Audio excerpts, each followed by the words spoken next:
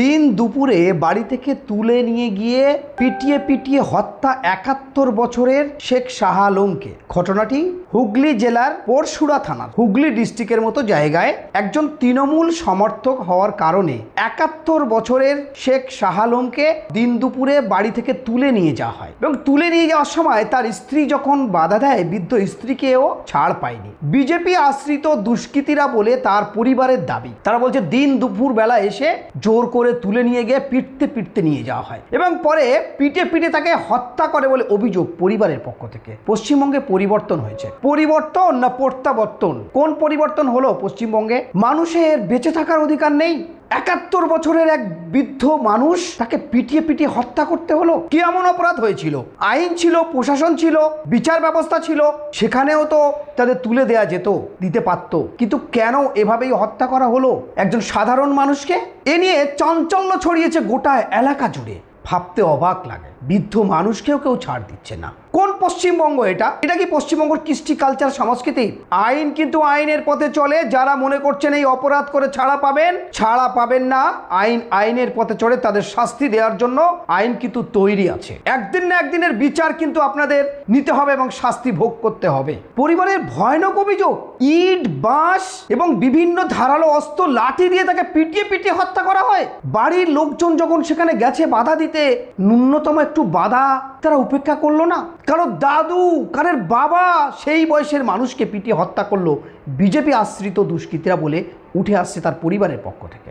অন্যদিকে জঙ্গলমহলে ধর্মীয় পরিচয়ের কারণে এক ফেরিওয়ালাকে জঙ্গলমহলে তাকে কুপিয়ে কুপিয়ে হত্যা করা হয়েছে। সত্যি ভাবতে শিউরে ওঠে। কোনো গদি মিডিয়া, কোনো মিডিয়া এগুলো নিয়ে চর্চাই করছে না। এরা পশ্চিমবঙ্গে খুব সুখে আছে, শান্তিতে আছে, সেটাই চর্চা করছে।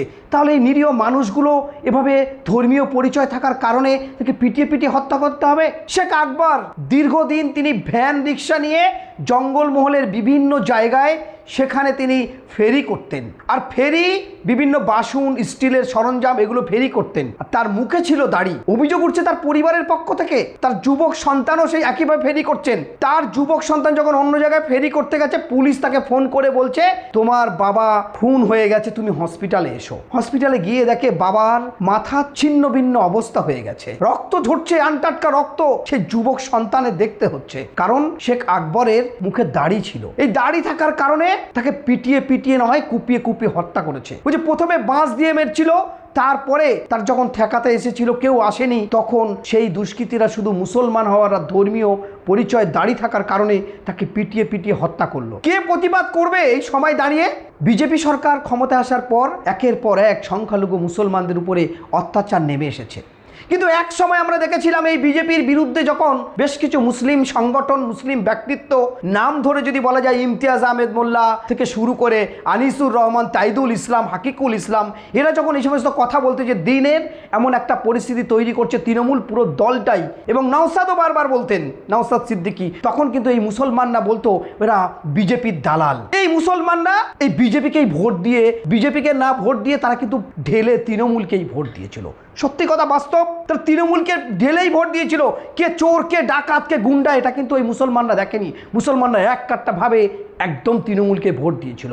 এরা প্রতিবাদ করতে গিয়ে যখন কথাগুলো বলতো, তখন এদেরকে বলতো এরা বিজেপির দালাল। টোটাল বিজেপির দালাল কারা? আপনারা ভাবুন তো দেখি, কারা কথা বলবে আপনাদের? কোথায় গেল মমতা বন্দ্যোপাধ্যায়, কোথায় গেল অভিষেক বন্দ্যোপাধ্যায়? রাজ্যের যারা জিতিয়েছেন আপনারা ভোট দিয়ে, মুসলমানরা যারা ভোটার ছিলেন, আপনাদের ভোট নিয়ে আপনাদের সঙ্গে বিশ্বাসঘাতকতা করে তারা চলে গেল একেবারে কে ভালো টিম আর কে খারাপ টিম, কে বিরোধী, কে প্রতিবাদী আর কে অনপ্রতিবাদী। ভোটটা কাকে নিয়েছিলে তোমরা? চলে গেলে তোমরা সবাই মিলে এই বিজেপির আসনে গিয়ে প্রায় বসে যাওয়ার মতো।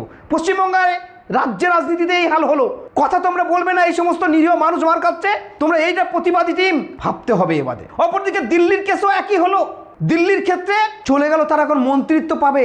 রাজ্যের বিরোধী বলে আর কিছু নেই। কে এই অসহায় মুসলমানদের হয়ে কথা বলবে, সংখ্যালঘুদের হয়ে কথা বলবে? সংখ্যালঘু একবারও ভেবেছিল? একবারও কিন্তু ভাবেনি। যখন তাদের হয়ে সামনে কথা বলতো, যারা আগে থেকে বুঝে গেছিল, ইন্টেলেকচুয়াল মানুষ যারা প্রতিবাদ করতো, যারা রাস্তাঘাটে দাঁড়িয়ে কথা বলতো, তাদেরকে বলতো বিজেপির দালাল।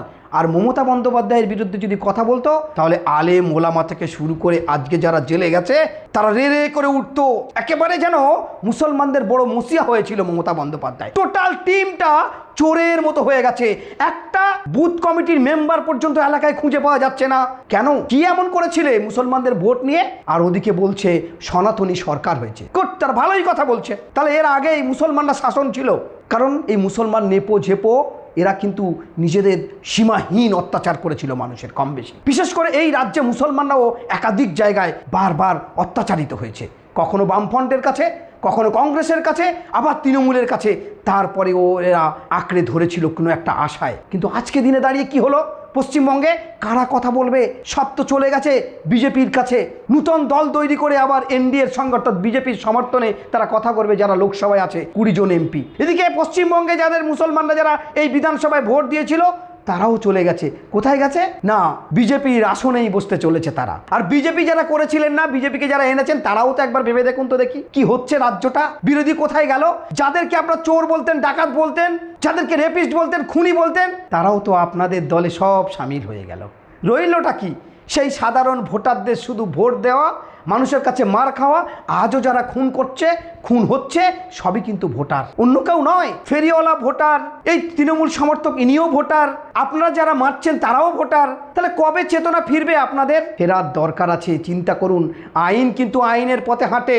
যারা অন্যায় করছে, অপরাধী হচ্ছেন, আপনারা এর শাস্তি কিন্তু আইন ছেড়ে কথা বলবে না। পশ্চিমবঙ্গে সংখ্যালঘু মুসলমানরা, বেশ কিছু মুসলমানরা কিন্তু আগেই বুঝতে পেরেছিলেন যে ভয়ঙ্কর একটা পরিবেশ তৈরি হতে পারে। ঠিক তদরূপভাবে তখনই এই তৃণমূলের লিডাররা অর্থাৎ ফিরহাদ হাকিম, সিদ্দিকুল্লাহ চৌধুরী, মমতা বন্দ্যোপাধ্যায় থেকে শুরু করে একাধিক সায়নী ঘোষ থেকে শুরু করে সবাই তাদেরকে বিজেপির দালাল বলেছিলেন। এদের কিন্তু পূর্বে পরিকল্পনা ছিল, না হলে হঠাৎ করে এটা হয় না কোনোদিন। পূর্ব পরিকল্পনা ভাবেই এই কাজটা হয়েছে, দীর্ঘদিন জানে এবং এদের সঙ্গে সব সংযোগ ছিল। তার কারণেই কিন্তু আজকে পুরো একটা দল হেরে গেছে। হার জিত তো আছে, যখনই হেরে গেছে তারা আলোচনা সমালোচনা, অর্থাৎ বিরোধী হিসেবে এত বড় শক্তি, প্রায় 80টার মতো এমএলএ, 29 থেকে 30টার মতো তাদের এমপি, তারপরেও তারা আস্ত টিম চলে গেল। আর এই অবলা মুসলমান ভোটার যারা আজ মার খাচ্ছে, রাস্তায় মারছে যাদের, তারা আজ অবলার মতো দেখছে। ভেবেছেন একবার কারা বিজেপির দালাল? পরিষ্কার হচ্ছে বিজেপির দালাল কারা। তখনকার যারা মুসলমান ইন্টেলেকচুয়ালরা বারবার বলেছিল, কিন্তু কেউ কথা শোনেনি। আজ কিন্তু তার ভোগ করতে হচ্ছে। এরা আর প্রতিবাদ করার ক্ষমতা নেই, কারণ নির্বিঘ্নে নীরবভাবে নীরব দর্শকের মতো এদের মার খেতে হবে। এদের স্থান শুধু মার খাওয়া। এরা কিন্তু এই রাজ্যে যারা বলছে এরা শাসকে ছিল, এরা রাষ্ট্রীয় ক্ষমতায় ছিল, কিন্তু না, এরা ছিল এই মানুষের ভোট দেওয়ার জন্য। 34টা বছর এদের গোলামি করেছে, আর 15 বছর ঠিক মমতা বন্দ্যোপাধ্যায় এদেরকে বুঝিয়ে নিয়ে এমন কাজ করেছে সংখ্যালঘু মুসলমান শুধু ইমাম ভাতাটা দিয়ে। আজ কোথায় তারা?